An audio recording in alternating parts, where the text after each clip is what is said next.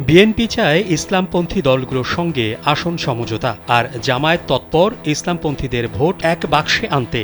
বিএনপির সঙ্গে দূরত্ব তৈরি হওয়ার পর আগামী জাতীয় নির্বাচনে ইসলামপন্থী দলগুলোকে নিয়ে মৈত্রী গড়ার চেষ্টা করছে বাংলাদেশ জামায়াত ইসলামী। একইভাবে বিএনপিও তৎপর নির্বাচনী যাত্রায় ইসলামপন্থীদের পাশে পেতে।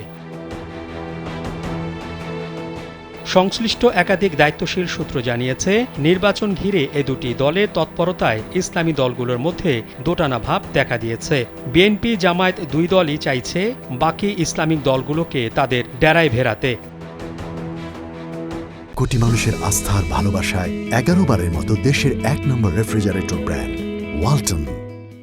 এ লক্ষ্যে দুই পক্ষই পৃথক তৎপরতা শুরু করেছে। ইতিমধ্যে ইসলামী আন্দোলন ও খেলাফত মজলিসের সঙ্গে আলাদা বৈঠক করেছে বিএনপি।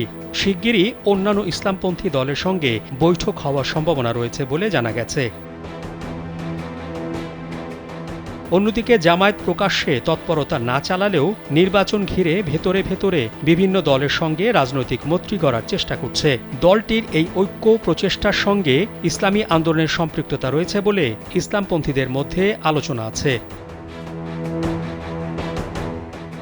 গত বছরের 5 আগস্ট ছাত্র জনতার অভ্যুত্থানে রাজনৈতিক পট পরিবর্তনের পরপরই জামায়াতের আমির বিভিন্ন ইসলামিক দল ও সংগঠনের নেতাদের সঙ্গে কয়েক দফায় শুভেচ্ছা বিনিময় করেন।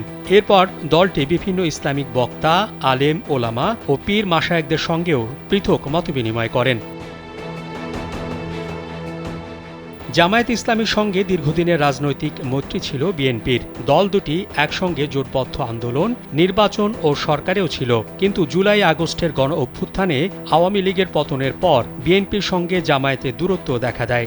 সংশ্লিষ্ট ব্যক্তিরা বলছেন, আগামী জাতীয় নির্বাচনই এর মূল কারণ।